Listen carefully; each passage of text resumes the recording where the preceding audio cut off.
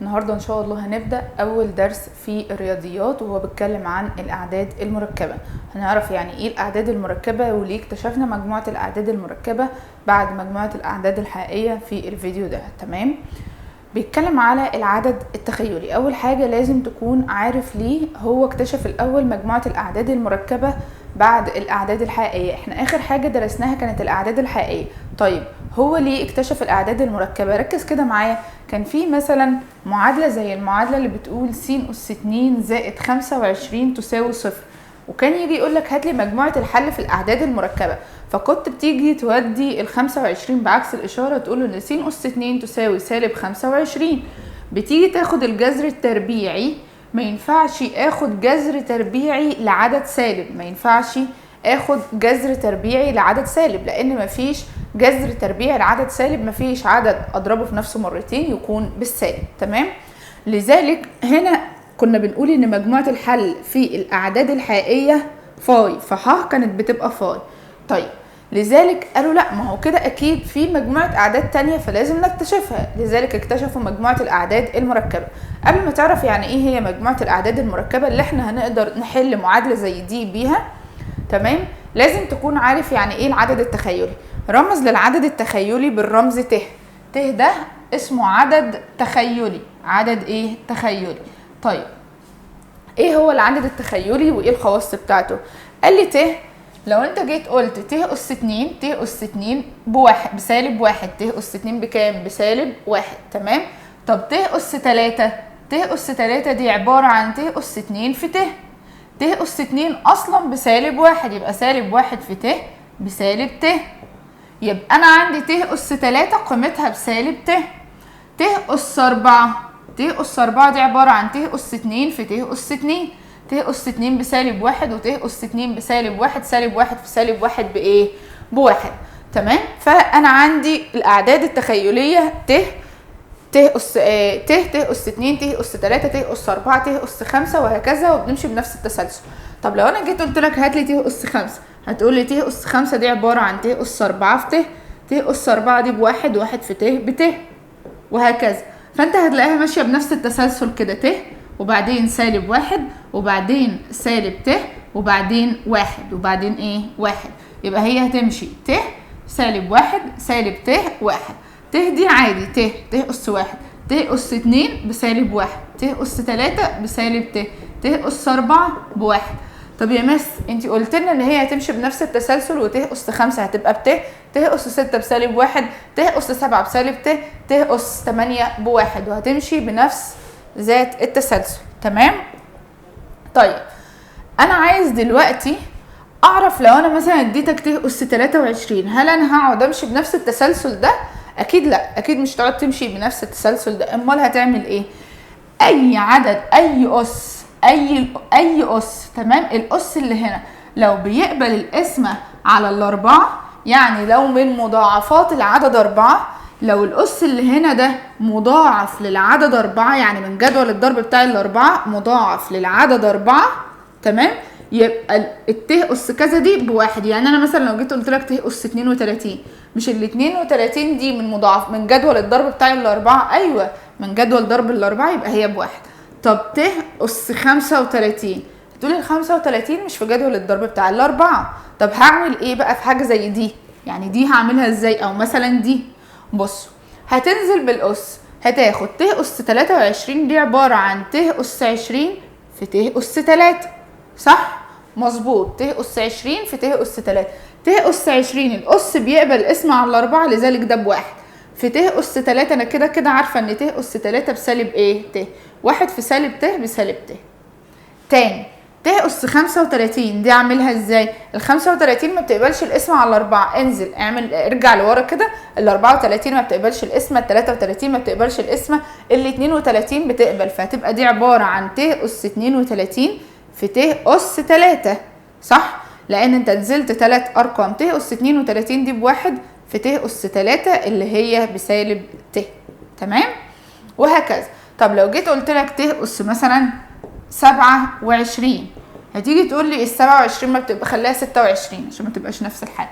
ت اس 26 هتيجي تقول لي ال 26 ما بتقبلش القسمه على الاربعه، ال 25 ما بتقبلش القسمه على الاربعه، ولكن ال 24 بتقبل القسمه على الاربعه، يبقى هي ت اس 24. نزلت انت كام رقم، مش هتقعد بقى تكتب له ان هي ت اس 24 في ت اس 2، لا انت هتشوف انت عملت كاونت رجعت كام رقم. تمام، هتشوف رجعت كام رقم. انا رجعت هنا من 26 26 ما نفعتش، 25 ما نفعتش، ال 24 هي اللي نفعت، فلذلك انا رجعت كام رقم، رقمين، فانا نزلت بالاس 2 يبقى هي ت اس 2. ت اس 2 دي بكام؟ بسالب 1 وهكذا.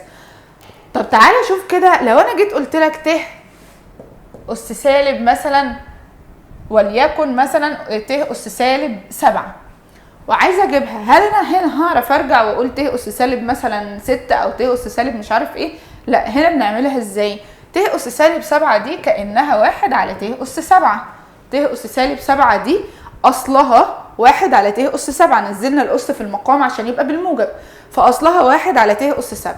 طيب الواحد ده كام؟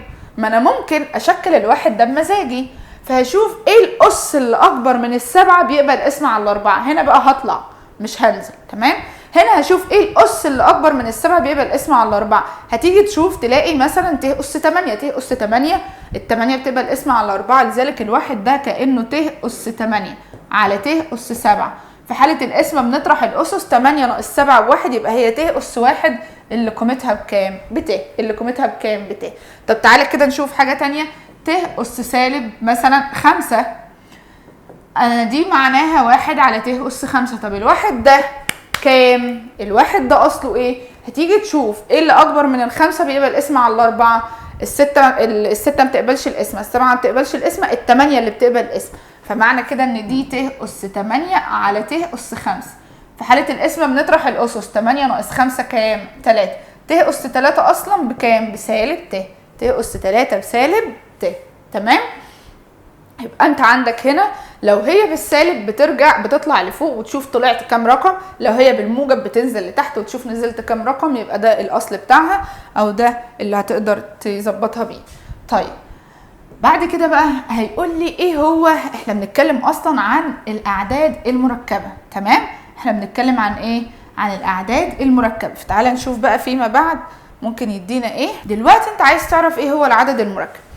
اسمه من اسمه كده مركب، ومجموعه الاعداد المركبه دي بنرمز ليها بالرمز كاف، دي معناها مجموعه الاعداد المركبه. لكن مجموعه الاعداد الحقيقيه كنا بنرمز ليها بالرمز ح، دي كانت مجموعه الاعداد الحقيقيه. تمام؟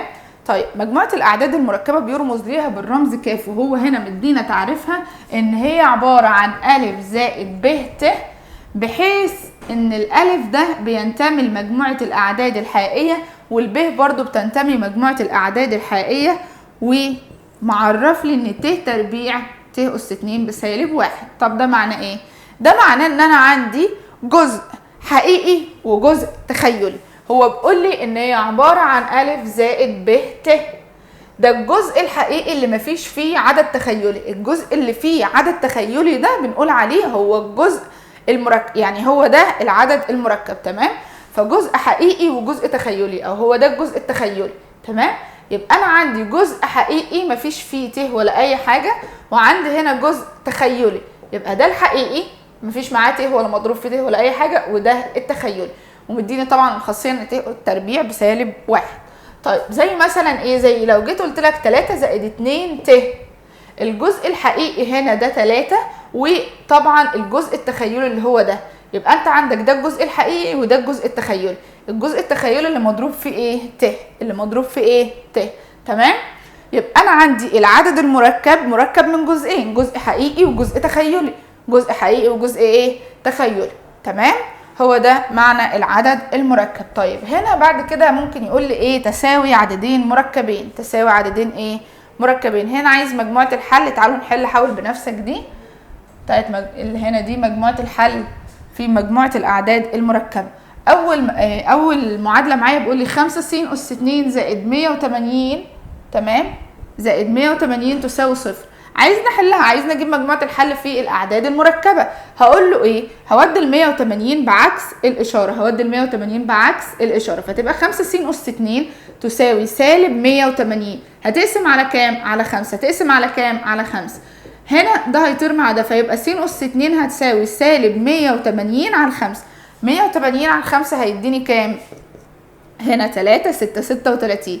يبقى س أس 2 هتساوي سالب 36. هتيجي تاخد الجذر، مش هينفع تاخد الجذر، امال هتعمل ايه؟ هتشيل السالب ده كأنه سالب 1، هتشيل السالب وتحط مكانه ت أس 2. تشيل السالب وتحط مكانه ايه؟ ت أس 2. يبقى انت دلوقتي عندك ان س أس 2 بتساوي 36 ت أس 2. س أس 2 هتساوي 36 ت أس 2. تمام؟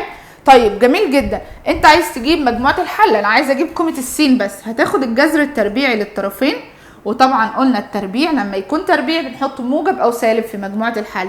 يبقى انت عندك هنا السين عبارة عن موجب او سالب 36 جذرها 6 وت أس 2 جذرها ت، يبقى هي 6 ايه؟ ت. يبقى انت عندك مجموعة الحل هنا 6 ت وسالب 6 ت. يبقى مجموعة الحل بتاعتك 6 ت وسالب 6 ت. تمام؟ طيب تعالوا ناخد المسألة اللي بعدها علشان تقدر ان انت تكون عارف الافكار كويس. بقول لي س أس 2 ناقص 2 س زائد 5. هتيجي تحلل المعادلة دي هتلاقيها ما تتحللش. كام في كام ب5؟ عددين حاصل ضربهم 5 ومجموعهم يديني 2. مفيش عددين حاصل ضربهم 5، مفيش غير 1 في 5 مجموعهم ب6. تمام؟ طيب هتيجي تحلها ازاي؟ هتحلها عن طريق القانون العام. ايه هو القانون العام؟ طبعا لو انتوا مش عارفين الحاجات دي لازم ترجعوا للاساسيات تعرفوها كويس.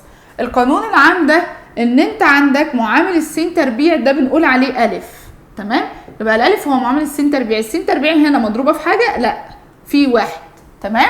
يبقى لو مفيش حاجه مضروبه في السين تربيع يبقى المعامل بتاعها ب1، معنى كده ان الالف ب1. طيب الباء بكام؟ الباء بسالب 2. هي معامل السين، هي معامل ايه؟ السين. الجيم بكام؟ الجيم اللي هو الحد المطلق بكام؟ ب5. يبقى انت عندك هنا الالف والب والجيم. طيب عايز تحلها، انت بتقول القانون العام سالب باء موجب او سالب جذر باء تربيع ناقص 4 الف ج على 2 الف. ده القانون العام. سالب باء موجب او سالب جذر باء تربيع ناقص 4 الف ج على 2 الف. طيب الباء بكام؟ الباء بسالب 2، وهنا اصلا في القانون سالب في سالب بموجب، يبقى هي 2 موجب او سالب جذر الباء تربيع 2 تربيع ب4 ناقص 4 في الالف ب1 في الجيم بكام؟ ب5 على 2 في الالف ب1. طيب يبقى هي 2 موجب او سالب جذر 4 ناقص 20. هنا ما ينفعش في العمليات الحسابيه الضرب الاول وبعدين الطرح، فهتضرب الاول 4 في 5 ب20. 4 ناقص 20 بكام؟ بسالب 16 على 2. طب السالب 16 ينفع سالب تحت الجذر التربيعي؟ ما ينفعش سالب تحت الجذر التربيعي، لذلك هتشيل السالب وتحط مكانه ت تربيع. هتشيل السالب وتحط مكانه ايه؟ ت تربيع. يبقى هي 2 موجب او سالب جذر 16 ت تربيع على 2. تمام؟ يبقى هي 2 موجب او سالب جذر ال 16 بكام؟ جذر ال 16 ب4. ت أس 2 جذرها كام؟ ت على 2. لو خدت الاثنين عامل مشترك من فوق هيتبقى 1 زائد موجب او سالب 2 ت، لان الاثنين اللي هتاخدها عامل مشترك 2 على الاثنين فالواحد و4 على الاثنين فالاثنين. تمام؟ يبقى انت عندك مجموعه الحل هنا في مجموعه الاعداد المركبه 1 زائد 2 ت و1 ناقص 2 ت، مره بالموجب ومره بالسالب. تمام؟ بعد كده بيقول لي تساوي عددين مركبين. امتى اقول على العددين المركبين دول ان هم متساويين؟ زي مثلا لو جيت قلت لك ا زائد ب ت بيساوي 3 زائد 5 ت. لما بتيجي تساوي عددين مركبين بتساوي الجزء الحقيقي بالحقيقي والتخيلي بالتخيلي. الحقيقي بالحقيقي والتخيلي بالتخيلي. عرفنا يعني ايه الحقيقي؟ الحقيقي ده اللي مفيش فيه ت ولا اي حاجه. فانت عندك هنا الجزء الحقيقي اللي هو ا، وعندك هنا الجزء الحقيقي اللي هو 3. ممكن ما يديهاليش مترتبه، ممكن يديها لي متلخبطه، مش شرط. ممكن يقول لي ان هي عباره عن 5 ت زائد 3. فانا عندي الجزء الحقيقي هنا برضو كام؟ 3. تمام؟ لان هو مش مضروب في ت. طيب الب هنا اللي مضروبه في العدد التخيلي اللي هي الب عباره عن كام؟ قيمتها بكام؟ ب5. يبقى انا عندي الالف ب3 والب ب5. تمام؟ تعالوا نشوف مثلا امثله على الجزئيه دي. عندنا مثالين هنا اهو. بيقول لي اوجد قيمتي س وص التي تحققان كل مما ياتي. س زائد ت ص تساوي س زائد ت ص تساوي 3 ت أس سالب 1 زائد 4. عايزنا حل اجيب قيمه السين وقيمه الصاد.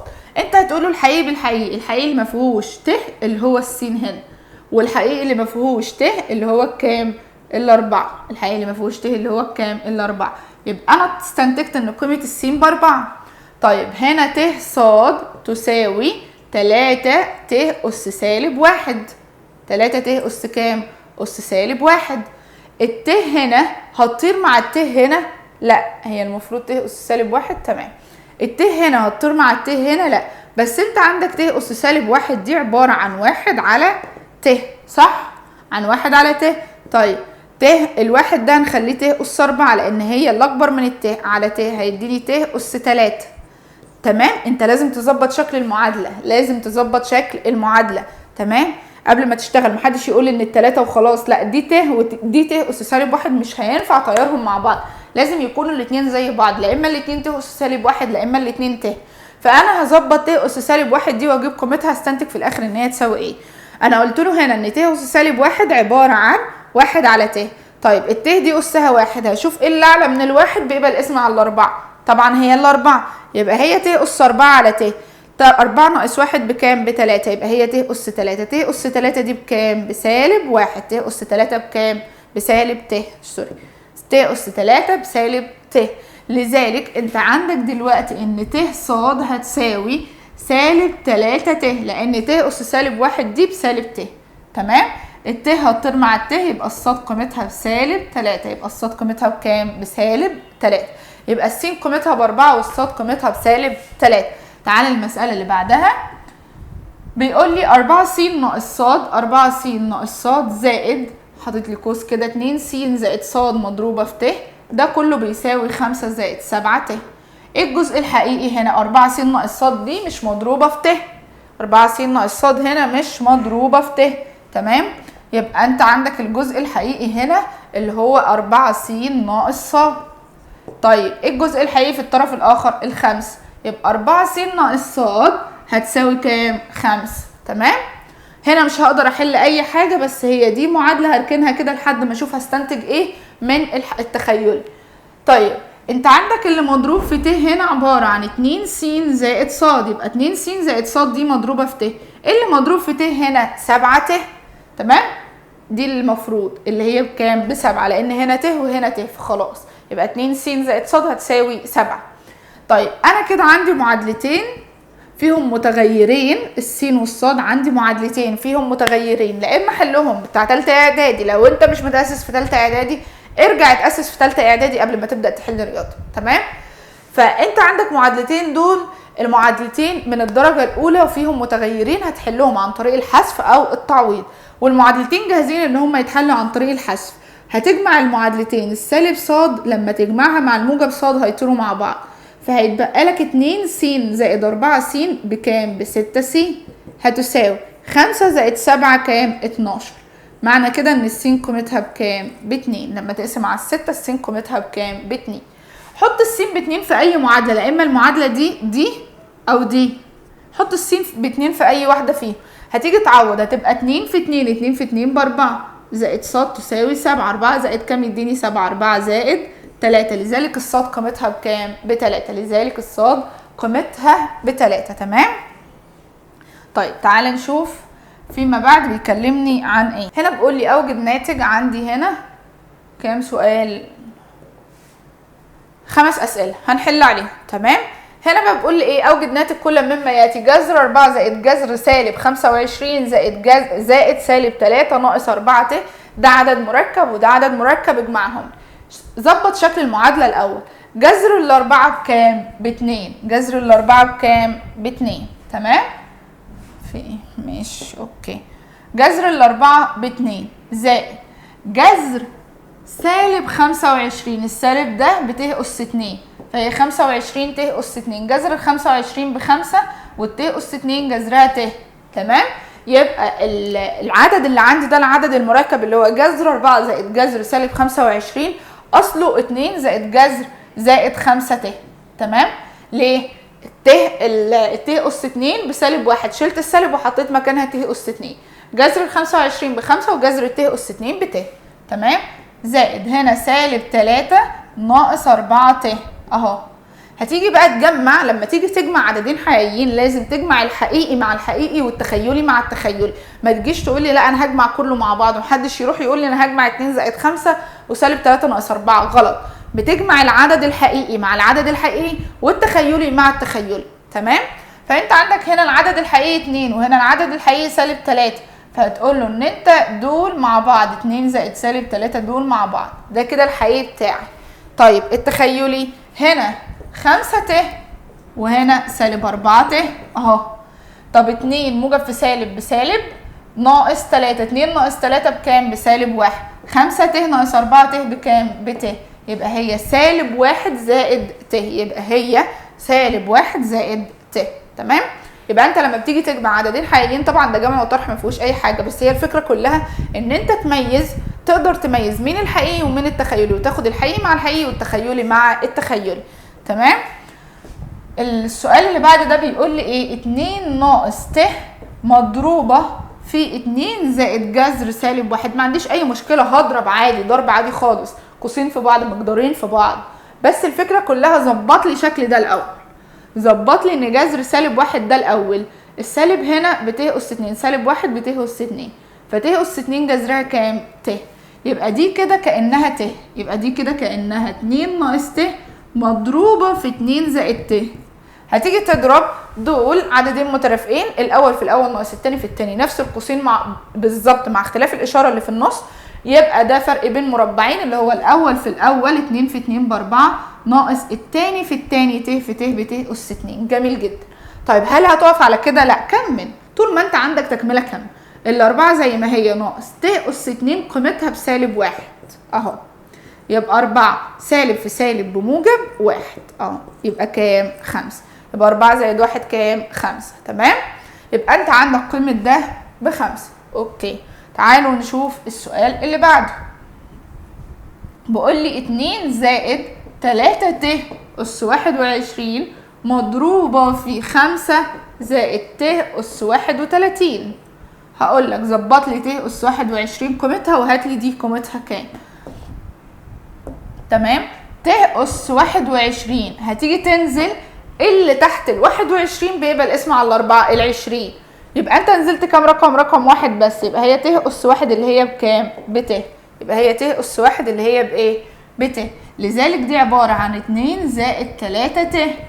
اوكي، مضروبه في ت اس 31 دي ظبطها لي اهو، ت اس 31 هتفضل تنزل اللي تحت ال 31 بيبقى الاسم على الاربعه ال 28، من 28 لحد 31 كام رقم؟ 3 ارقام. تمام؟ 31 ناقص 28 ب3، ت اس 3 دي عباره عن سالب ت، يبقى دي سالب ت، فهتبقى 5 وموجب في سالب بسالب ت. اوكي؟ طيب بعد كده بقى هتضرب، هتوزع الاثنين، تضرب الاثنين في القوس كله، وبعد كده تضرب ال3 ت في القوس كله، وبعد ما تضرب هتجمع الحقيقي مع الحقيقي والتخيلي مع التخيلي. 2 في 5 ب10. تمام؟ 2 في سالب ت بسالب 2 ت، 3 ت في 5 ب15 ت، موجب في سالب بسالب، و3 ت في ت ب3 ت تربيع. تمام؟ حلو جميل. ت تربيع دي بسالب 1، السالب ده في السالب ده هيديني موجب 3، يبقى دي كأنها كده موجب ايه؟ 3. وهنا هتجمع الحقيقي اللي هو 10 مع ال3، 10 زائد 3 13، سالب 2 ت زائد 15 ت، اشارة الكبير موجب واطرح، 15 ناقص 2 كام؟ 13. يبقى هي 13 زائد 13 ت، وهنا عندي الجزء الحقيقي 13 والجزء التخيلي 13 ت. تمام؟ اللي بعد كده بيقول لي انت عندك ت اضربها في 5 ناقص 3 ت. تمام؟ سهله قوي. هتوزع الت، ت في 5 ب5 ت، سالب 3 ت في ت بسالب 3 ت تربيع، الت تربيع بسالب 1 فسالب في سالب بموجب، يبقى هي 5 ت زائد 3، يبقى هي 5 ت زائد 3. اللي بعد كده بقى دي اللي ممكن يبقى ايه شويه ان احنا نركز فيها شويه. 1 ناقص ت الكل اس 32. مس ال 32 دي في الكذا، يعني ما خدتش غير فكه قوس اس 2، حتى ما خدتش فكه قوس اس 3 عشان اقدر افك قوس اس 32. طب بالعقل كده انت خدت فكه قوس اس 2، ما خدتش فكه قوس اس 32، يبقى هتعمل ايه؟ يبقى لازم توصلها ان هي تبقى قوس اس 2 عشان تقدر تفك قوس اس 2. طب اوصلها ازاي؟ مش انت عندك كنت بتاخد في اولى اعدادي ان اس الاس اضرب من غير ما تبص. يعني ايه يا مس؟ يعني لو انت مثلا عندك س اس 2 الكل اس 3، دي كان اصلها عباره عن س اس 6 صح؟ اس الاس اضربهم في بعض يبقى 2 في 3 بكام؟ ب6. فهي دي الفكره بتاعت السؤال ده. فانت عندك اس الاس اضرب من غير ما تبص، لذلك انا هعمل ال 32 دي 2 في حاجه. 2 في كام يديني 32؟ 2 في 16. 2 في ايه؟ في 16. يبقى دي عباره عن 1 ناقص ت الكل اس 2 الكل اس 16. تمام؟ فك وبعد كده ابقى شوف ايه اللي هيطلع عندك. يعني خدها خطوه خطوه كده وشوف ايه اللي هيطلع عندك. 1 زائد ت 1 ناقص ت الكل اس 2. لما بتيجي تفك قوس اس 2 بتقول له الاول في نفسه 1 في 1 بواحد. الاول في الاشاره بتاعت الاوسط اهي. الاول في الثاني في 2. 1 في ت بت في 2 ب 2 ت. الثاني في نفسه ت في ت بت تربيع اهو. ده كله اس كام؟ ده كله اس 16. انا خلاص فكيت قوس اس 2. انت خلاص فكيت قوس اس 2 وقلت ان ال 32 دي 2 في 16. وبعد كده فكيت قوس اس 2 طلع عندك 1 ناقص 2 ت زائد ت اس 2 الكل اس 16. تمام؟ طيب ت اس 2 بكام؟ بسالب 1. فانت عندك ده سالب 1 وده موجب 1 هيطيروا مع ايه؟ مع بعض. فهيتبقى لك سالب 2 ت الكل اس 16. بقت بسيطه خالص اهي. هتوزع الاس عادي جدا. هتيجي توزع الاس، السالب بيخرج من تحت الاس الزوجي بموجب 2 اس 16. طبعا شوف بقى هي تبقى كام. وهنا ت اس 16. ت اس 16 بكام؟ بواحد. ليه؟ لان ال 16 بتبقى الاسم على الاربعه. ت اس 16 بواحد لان ال 16 بتبقى الاسم على الاربعه، وطول ما الاس بيبقى الاسم على الاربعه يبقى العدد التخيلي ده بكام؟ بواحد. تمام؟ طيب يبقى هي 2 اس 16 في 1 ب 2 اس 16. تمام؟ فانت لما يجي لك اس كبير هتعمله 2، يعني 2 مضروبه في كام وتعمل اس الاس. تمام؟ تفك قوس اس 2 الاول وبعدين الناتج اللي عندك تعمله الاس الجديد اللي انت طلعته. طيب حلو قوي جميل.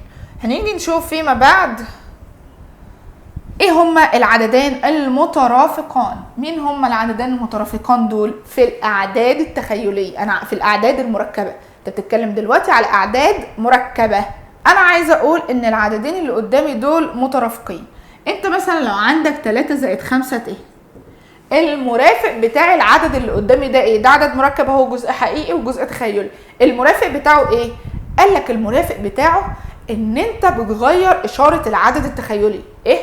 اشاره العدد ايه؟ التخيلي. اشاره مين اللي بتتغير؟ التخيلي. مين العدد التخيلي اللي هنا اللي هو 5 ت؟ اشارته ايه؟ موجب. يبقى المرافق بتاع العدد ده عباره عن 3 ناقص 5 ت. يبقى انت عشان تجيب المرافق بتاع اي عدد مركب تغير اشاره العدد التخيلي. طب الت المرافق بتاعها ايه؟ المرافق بتاعها بسالب ت. تمام؟ وهكذا. فهو بيقول لك ايه؟ العددين دول يسميان بالعددين المترافقين، ولاحظ انهما لا يختلفان الا في اشاره الجزء التخيلي منهما، ما بيختلفوش غير في التخيلي بس. تمام؟ تعالى نشوف بعد كده بيتكلم على ايه بعد العددين المترافقان، وناخد يعني اسئله عليها سريعه كده عشان هي لذيذه. حلو قوي السؤال ده. بقول لك اثبت ان العددان اللي قدامك دول عددان مترافقان. عايز يثبت ان العددين دول عددين مترافقين. ركز كده معايا. اولا قبل ما تثبتها لازم تظبط شكل الالف ولازم تظبط شكل الباء. تاني اعدادي لما كنت بتاخد برضو نفس الحاجه، هنا كنت بتضرب في المرافق بتاع المقام علشان تطلع العدد. تمام؟ فانا بالظبط هعمل نفس الحاجه هنا، اللي هو هعمل ايه؟ انا مش فاكر تاني اعدادي اصلا. هقول لك ماشي تمام. هتضرب في المرافق بتاع المقام في البسط وفي المقام. هتضرب في مرافق مين؟ المقام. لازم المقام يكون عدد حقيقي. لازم المقام يكون ايه؟ عدد حقيقي. تمام؟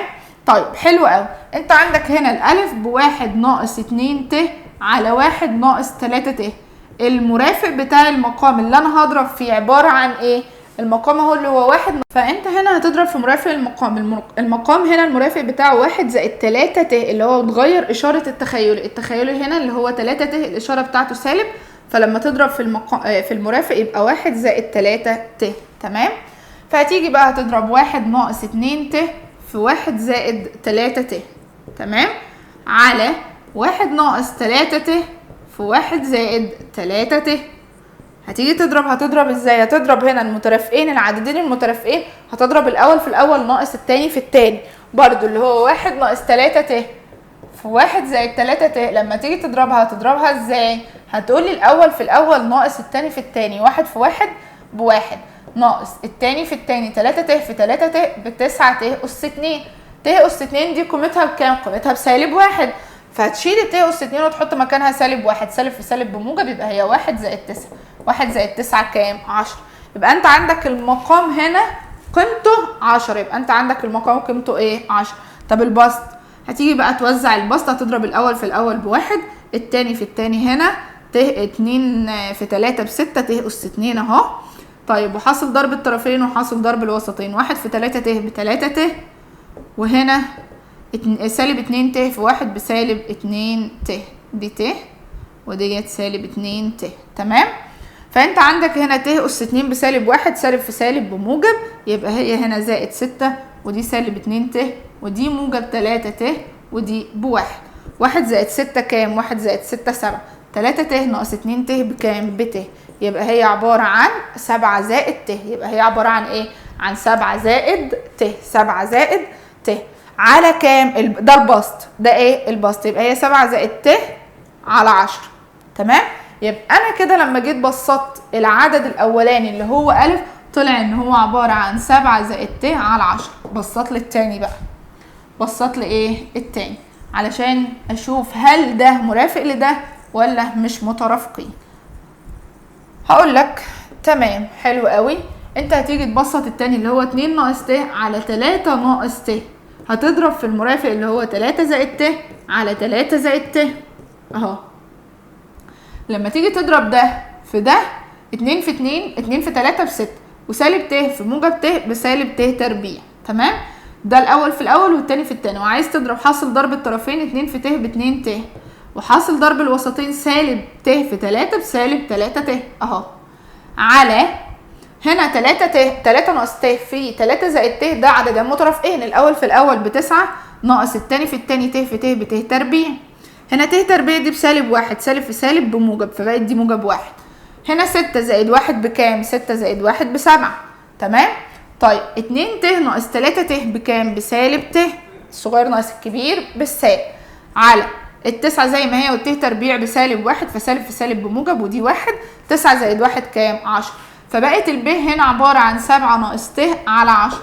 ده نفس العدد ده بالظبط مع اختلاف إشارة العدد التخيلي، لذلك العددين دول عددان مترافقان. العددين دول مالهم؟ عددان مترافقان. تمام؟ طيب هنا بقى هنشوف، يعني هقول لكم كم مثال كده من التمارين بحيث ان انتوا تكونوا ظبطتوا. دي كلها حاجات سهلة بيتكلم عن العدد التخيلي، بس هنا هناخد دي عشان ما قلتش فيها زيها وانا بشرح. هو بيقول لي ايه؟ اذا كان ن تنتمي لصاد اوجد ت أس 4 ن زائد 42. ده مع الأس، الزائد ده مع ايه؟ الأس. تمام؟ ماشي. ت أس 4 ن زائد 42. حلو قوي. بص، مش انت لما كنت بتيجي تقول لي 2 أس 3 في 2 أس 5 الاساس زي الاساس، لو الاساسات متشابهه في حاله الضرب بجمع الاسس، في حاله الضرب بحط الاساس زي ما هو وبجمع الاسس، وبجمع ايه؟ الاسس. 5 زائد 3 8، صح؟ اللي هي عباره عن 3 زائد 5. ال8 دي عباره عن 3 زائد 5. هي دي نفس الفكره بالظبط، دي كانها 2 أس 4 ن في ت أس 4 ن في ت أس 42. ت أس 4 ن في ت أس 42. الأس هنا بيبقى الاسم على الأربعة ولا لأ؟ لو الأربعة مضروبة في أي رقم، هو قايل إن الرقم ده عدد صحيح. لو الأربعة مضروبة في أي رقم صحيح، فدي معناها كده، معنى كده إن هي من مضاعفات العدد 4، لذلك دي ب1. تمام؟ طيب ال 42 بتبقى الاسم على الأربعة ولا لأ؟ لأ. اللي بيبقى الاسم على الأربعة ال40، فأنت هتنزل من 42 لحد الكام؟ ال40. نزلت كام رقم؟ 2. يبقى ت أس 42 دي هي ت أس 2. تمام؟ ت أس 2 بكام؟ بسالب 1. 1 في سالب 1 بسالب 1. تمام؟ لذلك دي هتبقى عبارة عن سالب 1. طيب تعالى نشوف مثال كمان. هنا بقول المعكوس الجمعي. المعكوس الجمعي لأي عدد مركب مش مترافق. المعكوس الجمعي بتغير إشارة الاتنين، الحقيقي والتخيلي. يبقى الفرق ما بين العددين المترافقين، يعني أنا مثلا عندي 4 ناقص 7 ت، لو أنا عايزة أجيب المرافق هغير إشارة اللي فيها ت بس، فيبقى 4 زائد 7 ت. لو انا عايزه اجيب المعكوس الجمعي، المعكوس الجمعي بغير اشاره الاثنين، الحقيقي والتخيلي كمان، بغير اشاره الحقيقي وايه والتخيلي. تمام. اوكي، هنا مثلا هنفضل ننزل مثلا جذر 2 في جذر سالب 8. ركزوا كده معايا في النقطة دي كويس علشان معظمكم بيتلخبط فيها. جذر 2 في جذر سالب 8. حد ممكن يقول لي مس انا واخد من خواص الجذور في سنة تانية اعدادي ان انا اقدر احط الجذر واضرب اللي هنا في اللي هنا. ده بينطبق على الجذور عادي، بس على الاعداد المركبة لا، غلط. وهثبت لك ان هي غلط دلوقتي في المسألة اللي بعدها. هنا دي كأنها جذر 2 عادي خالص، وهنا التمانية دي هحطها جذر التمانية زي ما هي، والسالب هيبقى ت أس كام؟ 2. السالب هيبقى ت أس كام؟ 2. فدي جذر 2 في هنا الت أس 2 بكام؟ لما تخرج من تحت الجذر، لما اخد الجذر بتاعها هيبقى بكام؟ بت. تمام. في جذر 8 في جذر ايه؟ 8. بعد كده هضرب الجذر 2 في جذر 8 بجذر 16 ت. تمام. جذر ال 16 بكام؟ ب4، يبقى هي 4 ت. حد هيقول لي طب ما انت ضربت اهو جذر 2 في جذر 8، ما انت قلت ما ينفعش. ما ينفعش لو في سالب، ما ينفعش لو انا بتكلم على في سالب تحت الجذر، ما ينفعش اضرب العددين في بعض. تمام. طيب تعالوا كده للسؤال اللي بعده. بيقول لي ان انت عندك جذر سالب 18 في جذر سالب 12.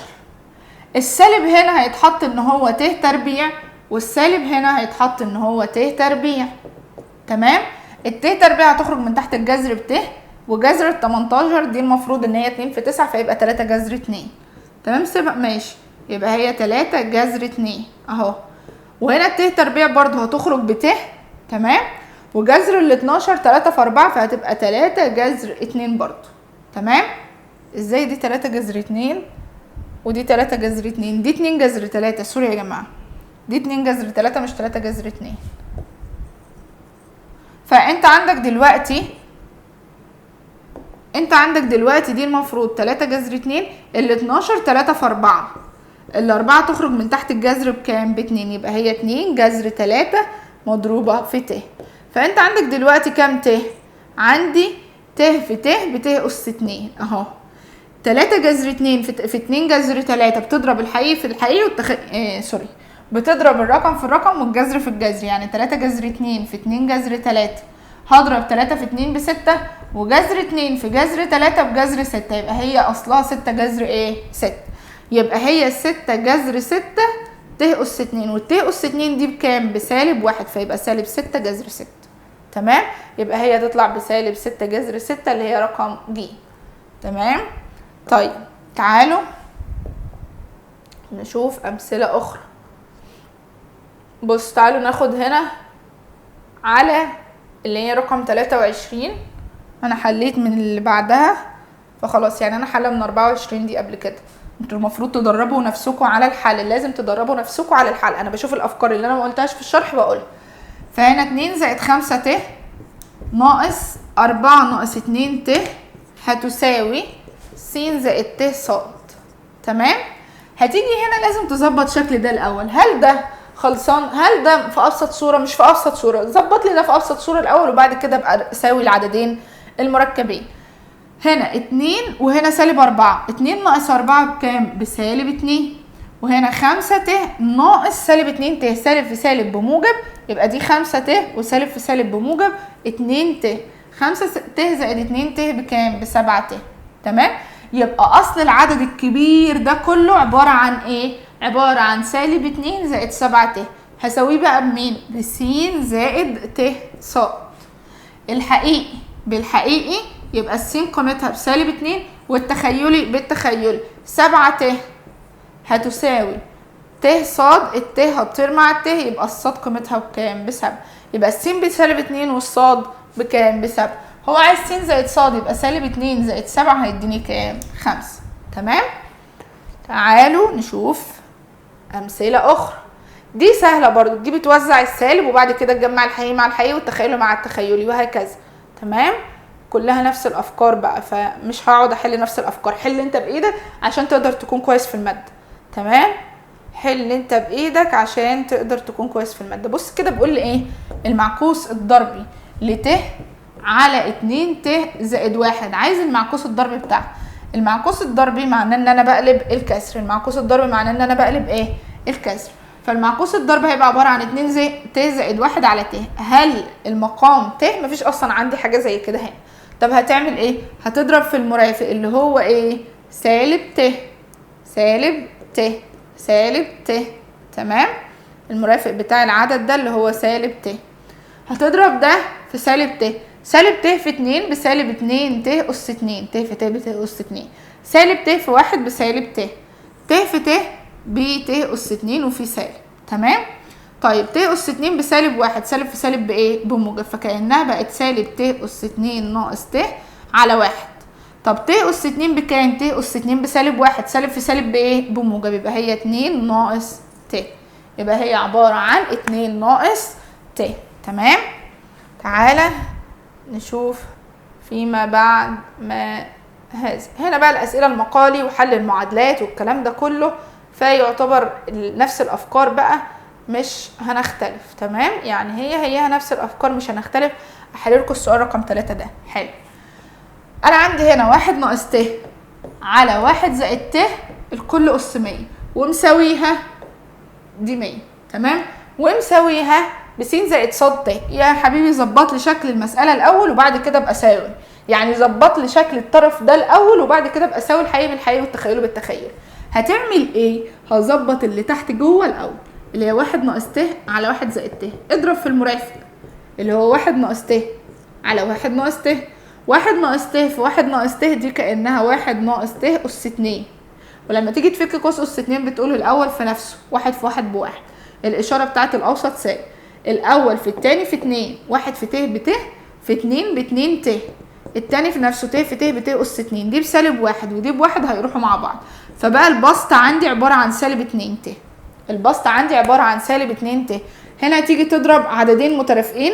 1 في 1 بواحد ناقص الأول في الأول ناقص التاني في التاني ت أس 2. دي بسالب 1. سالب في سالب بموجب. فبقت دي كلها عبارة عن ايه؟ 1 زائد 1 ب2. فهي سالب 2 ت. ايوه. فبقت عبارة عن سالب 2 ت على 2. الاتنين هتطير مع الاتنين هيتبقى لي ايه؟ سالب ت. سالب ت. هو عايز يساويها بس زائد ص ت. هنا ده العدد بقى سالب ت هيساويها بس زائد ص ت. هل انا عندي هنا عدد حقيقي؟ ما عنديش هنا عدد حقيقي اصلا. العدد الحقيقي مش موجود. يبقى قيمته بكام؟ بصفر. يعني السين هنا قيمتها بكام؟ بصفر. طب الصاد هنا سالب ت هتساوي ص ت اهو. سالب ت تساوي ص في ت. الت هتطير يبقى الصاد قيمتها بكام؟ مفيش الا سالب. سالب ايه؟ 1. يبقى هي صفر وسالب 1. يبقى هي صفر وايه؟ وسالب 1. سوري لان دي كانت أس 100 اصلا. يعني المفروض ان هنا سالب ت أس 100. عشان انا هنا شفتوا انا هنا نسيت اصلا الأس. يعني انا هنا نسيت الأس وحليت وكملت ولقيت الإجابة في الاختيارات فهي غلط. ده كان في أس 100. انا طلعت اصلا الحل بتاع السؤال. يعني انا لما بسطت السؤال طلع بكام؟ طلع بسالب ت. طلع بسالب ايه؟ ت. المفروض ان سالب ت ده أس كام؟ أس 100. سالب ت ده أس كام؟ أس 100. السالب بيخرج من تحت الأس الزوجي بموجب فهتبقى دي ت أس 100. وال100 بتبقى القسمة على 24 فمعنى كده ان دي بايه؟ بواحد. معنى كده ان دي بايه؟ بواحد. فانت دلوقتي هتساوي س زائد ص س زائد ص في ت بواحد. هتساوي س زائد ص في ت قيمتها بكام؟ بواحد. الحقيقي هنا قيمته بكام؟ بواحد. الحقيقي هنا قيمته بكام؟ بواحد. تمام؟ اوكي تمام. الحقيقي هنا قيمته بواحد والتخيلي قيمته بكام؟ بصفر. التخيلي مش موجود فالحقيقي بواحد والتخيلي بصفر. شفتوا انا لما كملت على نفس السؤال من غير ما اخد بالي من الأس انا نسيت الأس اصلا. طلع السؤال يعني طلع ان في اجابه اصلا من غير ما تكمل. فاهمين؟ فهو كده كده لازم يعمل لكم اللخبطه دي. فالاجابه هنا 1 وصفر اللي هي رقم د. تمام؟ تمام كده يعتبر خلاص. يعني قلت لكم كل الافكار اللي في الدرس ده. كده نكون خلصنا فيديو النهارده. طبعا استنونا في فيديو جديد وان شاء الله اشوفكم على خير. باي باي.